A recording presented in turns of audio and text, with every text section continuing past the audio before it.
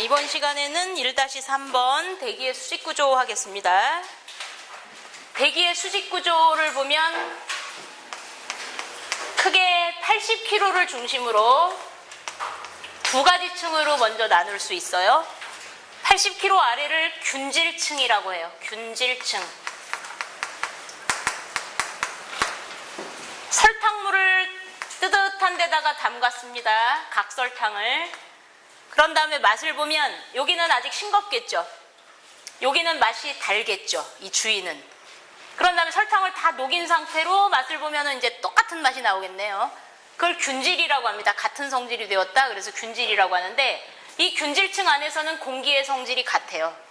아까 우리가 배웠던 질소 79%, 산소 21%, 아르곤 0.9%, 그 다음 CO2 0.033%. 그래서 이게 균질층 안에서 나타나는 현상이에요. 즉 균질층 안에는 어디에서 맛을 보건 우리가 배운 공기의 성질이 나오는 겁니다. 그래서 여기를 균질층. 그 다음에 그 위에는 샌드위치처럼 나눠져요. 층층층층이. 그래서 여기를 이질층이라고 해요. 80kg 이상을 이질층이라고 해서 이질층은 또 네 부분으로 나뉘는데 맨 아래는 질소만 깔려 있어요. 한 80에서 한 100kg 정도까지가 질소로 쫙 깔려 있는 층, 질소층. 그 다음이 산소층. 여기는 산소만 있어요, 오로지. 그 위에는 헬륨층. 뭐 키로수까지는 안 해오더라도 맨 끝에는 가장 가벼운 수소층.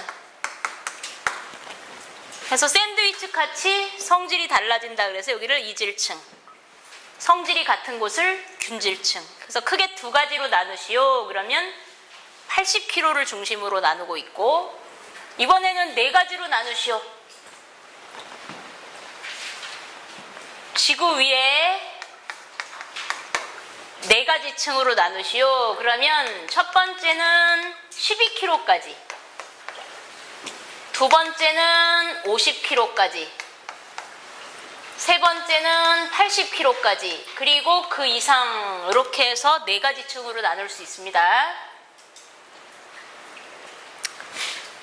지구 위에 12kg까지, 에베레스트 산이 약 8,000m죠. 8,000m. 8km 정도죠. 8km. 그러니까 에베레스트 산이 요 밑에 있는 거네요. 12km 밑에. 에베레스트 산 꼭대기만 올라가도 굉장히 춥죠. 그럼 12km 올라가면 더 춥겠죠. 그래서 12km에 가면 영하 50도씨 나와요. 우리 지금 온도가 한 20도, 30도 된다면 12km 가면 영하 50도가 나옵니다. 즉 위로 갈수록 점점 추워지니까 추운 공기는 아래로 가라앉고 따뜻한 공기는 위로 뜨고 가라앉고 뜨고 가라앉고 뜨고를 대류 현상이라고 하는데, 그래서 여기를 대류권이라고 불러요. 대류 현상이 일어나는 층, 대류권. 그래서 여기는 온도가 하강하는 층이고, 다른 말로는 불안정하다라고 합니다. 기류가 움직이니까 불안한 거죠. 그래서 불안정한 층. 그 다음 위에 12에서 50km는 성층권이라고 부르는 층인데, 여기는 자외선 좋아하는 애가 있어요. 요 중간에 12에서 50 정중간에 자외선 좋아하는 오존이라는 애들이 집중적으로 많은데, 그래서 여기선 자외선을 막 흡수하니까 온도가 뜨거워져요. 그래서 여기는 온도가 상승. 그럼 아래는 추운데 여기는 뜨뜻하죠. 그럼 섞일 수가 없습니다. 추운 공기는 무거워서 그대로 있으려고 하고 뜨뜻한 공기는 가벼우니까 역시 그대로 있으려고 하니까 여기는 대기가 매우 안정하겠죠. 기류가 움직이질 않는다고. 아래가 50도, 영하 50도로 춥고 위에는 따뜻하고, 이 안정한 것을 다른 말로는 기온 역전이라고 합니다. 기온 역전은 너무너무 중요한 말이에요. 그래서 챕터 조금 더 지나가면은 한 단원으로 나와요. 역전이란, 우리 스포츠에서 역전승했다 그러면 확 뒤집어졌다 그 얘기죠. 그래서 이게 기온이 떨어져야 되는데 오히려 기온이 상승한, 그래서 이런 층을 역전층이라고 해요. 그래프를 그리면 이렇게 그립니다. 원래 고도가 올라갈수록 온도가 추워져야 정상인데 이런 식으로. 그래서 여기가 춥고 여기가 따뜻해야 섞일 수가 있는, 움직일 수 있는 불안정. 대기는 불안정할수록 좋아요. 오염물질이 확산이 잘 되니까. 근데 이게 확 뒤집어진 이런 그래프를 역전 그래프라고 해요. 위에는 따뜻하고 아래는 춥고, 그러면 섞일 수가 없는 상태가 되는 거죠. 그래서 얘를 대기가 안정하다, 다른 말로 역전층이다 라고 하죠. 역전층. 그래서 여러 가지 원인에 따라서 이제 역전의 종류를 나눌 거예요. 그래서 역전층이 형성된 곳은 바로 이 오존층, 성층권입니다. 그 다음에 세 번째 층은 온도가 다시 하강합니다. 다시 불안정층. 왜? 오존이 적으니까. 여기는 다시 추워져요. 그래서 온도 하강. 여기를 중간권이라고 합니다. 예전에 무슨 호주 영화를 봤거든요. 한 몇 년 전에. 근데 되게 황당한 영화를 한번 본 적이 있어요. 지금 이 오존층에 구멍이 뻥 뚫렸죠. 오존층에 구멍, 이따가 오존층 파괴물질을 배울 텐데, 오존층에 구멍이 뚫려가지고 그 황당한 영화가 뭐냐면, 중간권에 온도가 춥잖아요. 중간권의 공기가 오존층을 다이렉트로 뚫고 대륙권으로 들어오는 거예요. 그러니까 대륙권 거기 태평양을 지나가던 배에 오존층 구멍이 고기 부분이 뚫려 있었는데, 그 배가 성층권에 있는 기류 때문에, 차가운 기류 때문에 꽝꽝 얼어버려요. 배가 가다가 얼어. 그랬더니 쫙 쪼개지면서 배가, 그러면서 가라앉는 장면이 막 나오고 그러는데, 이번에는 이쪽에 구멍이 뚫려가지고 오존층이, 이번에는 거기 뉴욕에 구멍이 뚫려서 뉴욕 사람들이 다 얼고 막 이런 영화가 있었어요. 그러니까 이 오존층에 구멍을 메꾸려고 그 황당한 영화에서 비행기를 띄워가지고 여기서 폭탄을 터뜨리는 거죠. 그래서 그 번갯불처럼 생긴 폭탄을 터뜨려가지고 그 번갯불로 인한 오존이 다시 생기게. 그래서 오존층을 막아서 행복하게 산다, 뭐 이런 황당무계한 그런 영화가 있었는데, 중간권 되게 추워요, 여기는. 그 다음이 열권이라고 해서 열권. 여기는 햇빛이 가까우니까 온도가 다시 상승하는 층입니다. 다시 역전층이죠. 안정, 다른 말로 역전층, 기온 역전. 그래서 시험에 기온 역전층을 찾으시오 또는 역전층을 찾으시오 그러면 열권하고 성층권 찾으셔야 되고, 불안정한 층을 찾으시오 그러면 대륙권과 중간권을 찾으셔야 돼. 이제 학교 다닐 땐 이렇게 배웠어요. 아래부터 대륙권, 성층권, 중간권, 열권. 근데 인천시 문제는 좀 꽈서내기를 좋아합니다. 아까 말했던 것처럼 1세제곱의 무게가 얼마냐 이런 것처럼 다른 데는 다 대륙권부터 써라 이렇게 나오는데, 인천시 문제가 130km부터 써라 이렇게 나온 적이 있어요. 그러니까 사람이 문제를 딱 보면은 우리가 눈에 익은 문제 답만 보거든. 그래서 대륙권, 성층권 이렇게 했는데, 그때 문제는 열권부터 써야지. 그때는 위에서부터 써라 이렇게 나온 적도 있었습니다. 그때는 열권, 중간권, 성층권, 대륙권. 그 다음에 경기도 문제는 또 이렇게 나온 적이 있어요. 중간권 대신에 화학층, 열권 대신에 전리층. 다음 중 지표로부터 4가지 층을 순서대로 나열한 것은? 그래서 답이 대륙권, 성층권, 화학층, 전리층 이렇게 나눈 적도 있었어요. 시험에. 경기도 제한경쟁직 시험입니다. 그러면은 전리층이 뭡니까? 연구사 문제. 이런 건 기사에서 안 나와요. 전리층이란 환경화학. 전리층은 요 밑에는 광분해가 일어나거든요. 햇빛에 의한 분해, 광분해. 예를 들면은 오존이 있었다. 그러면 오존이 자외선을 탁 만나게 되면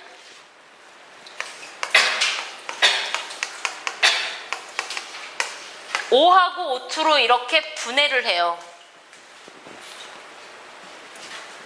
특히 오존층에서 이런 분해가 잘 일어나죠. 오존이 많으니까. 이렇게 만들어진 또 O2를 자외선이 쾅 쳤다. O하고 이렇게 산소 원자 이런 식으로 또 분해가 되죠. 산소 분자였던 O2가 자외선이 쾅 침으로써 O하고 분해되는, 이게 이제 화학층까지 나타나는 증상이에요. 그래서 햇빛에 의해서 분해가 된다 그래서 얘네들을 광분해라고 해서 나중에 광분해 반응식 쭉 써드릴 겁니다. 그래서 어떻게 분해되는지. 예를 들면 NO2를 햇빛이 쾅 쳤다. 화학 반응을 하는 햇빛은 자외선. 그러면 NO하고 O로 광분해. 이런 식으로 하는 게 광분해라고. 쪼개지는 거, 광분해. 근데 광전리는 뭐냐면 여기는 광전리가 일어나는 층이에요. 광전리. 그래서 광전리가 일어나는 층은 답 10권. 시험 문제가 그거였어요. 연구사 문제. 광전리가 일어나는 층은 바로 전리층. 이름이. 산소 원자가 자외선이 쾅 쳐서 여기는 굉장히 센 자외선이 들어오겠죠. 산소하고 이렇게 전자가 튀어나가는 상태. 전자가 하나 방출되는 상태. 너무 센 자외선이 쾅 치는 바람에 산소가 가지고 있었던 전자를 하나 내보내는 상태. 그것을 광전리라고 해요. 그래서 얘는 아무 데서나 일어나는 반응이 아니라 오로지 전리층에서만 일어나는 반응이에요. 아주 유해한, 아주 센 자외선이 들어오기 때문에 전리층에서는. 그래서 전자가 튕겨나가는 반응. 얘를 광전리. 그래서 전리가 일어나는 반응이다. 그래서 전리층. 그래서 전리가 뭡니까? 전자가 튕겨져 나가는 반응. 그래서 연구사 시험 보실 분들 광전리 잘 보시고. 그러면은 대륙권부터 좀 살펴볼게요. 우리 교재에는 없으니까 이건 어디다 좀 쓰세요. 대륙권. 이거 지울게요.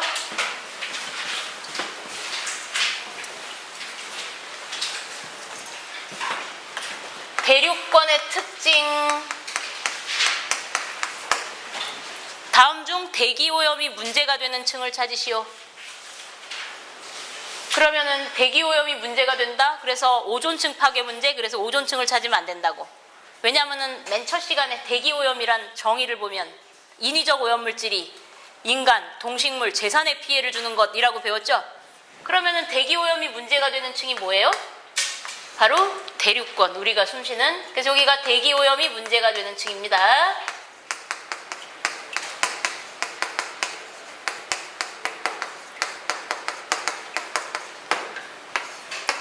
두 번째, 대륙권에서만 기상학이 나타납니다. 기상학. 비, 눈, 구름, 우박. 그래서 비행기들이 대륙권으로 날아가기 싫어하죠. 왜냐하면 성층권은 기류가 안정하니까 골로 날아가기 좋아하죠. 비도 안 내리고. 그래서 성층권으로 날아다니는 비행기들이 오존층 파괴 물질을 내보내요. 그래서 얘는 기상학이 나타난 층입니다. 대륙권. 성층권에 올라가면 이런 현상은 안 일어나요. 그래서 비행기 밑에 보면 이렇게 구름이 밑에 깔려있는 거기가 대륙권. 세 번째, 대륙권의 높이는 온도에 따라 달라지는데 우선 대륙권은 100m 올라갈 때마다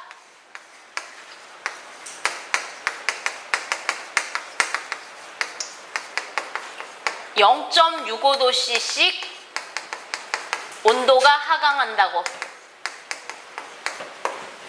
100m 올라갈 때마다 추워지는데 0.65°c씩. 그걸 이렇게 쓰세요. 100m당 마이너스 0.65.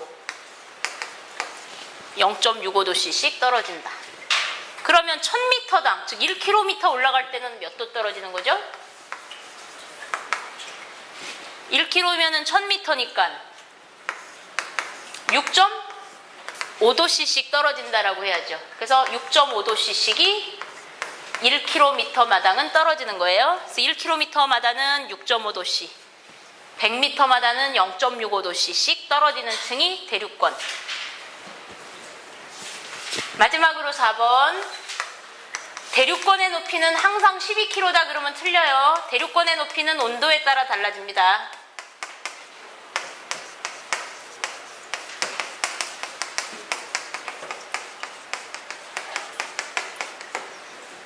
뜨거우면은 기체는 뜨려는 특성이 있어서 더 높아져요. 12km에서 13km로 올라가죠. 추운 날은 내려와요, 대륙권이. 그러면은 대륙권의 높이는 저위도, 고위도 중에 어디가 더 높습니까? 저위도가 적도요, 적도. 0에서 30도. 고위도는 극지방. 그럼 어디가 더 대륙권의 높이가 높습니까? 그러면 저위도가 대륙권의 높이가 높다. 그 다음에 여름과 겨울 중에 언제 대륙권의 높이가 높습니까? 이러면 여름이 겨울철보다 대륙권의 높이가 높다라고 하셔야 돼요. 그래서 대륙권은 특징이 이런 특징을 가지고 있어요.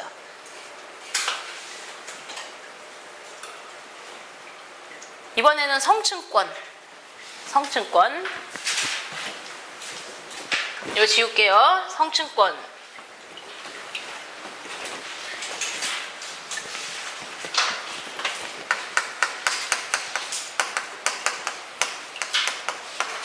성층권에는 오존이 존재하는데 오존이 얼마나 있습니까? 그러면 오존이 대륙권하고 같이 비교하셔야 돼요. 대륙권의 오존, 성층권의 오존. 우리가 숨쉬는 공기 속에 얼마나 있고 성층권에는 얼마나 있습니까?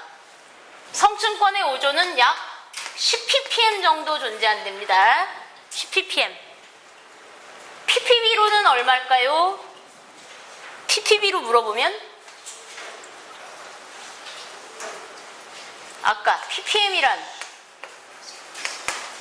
10의 6승분의 1이고 ppb란 10의 9승분의 1. 그러면 ppm이 더 큰 거예요. ppb보다. 몇 배? 10의 3승배. 그러면은 ppm을 ppb로 만들고 싶어요. ppm을 ppb로 만들고 싶어요. 1ppm을 만들려면 ppb가 몇 개 모여야 돼요? 10의 3승계 모여야 되겠죠? 그래서 만약에 ppb로 물어본다면 10,000 ppb라고 답을 하셔야 돼요.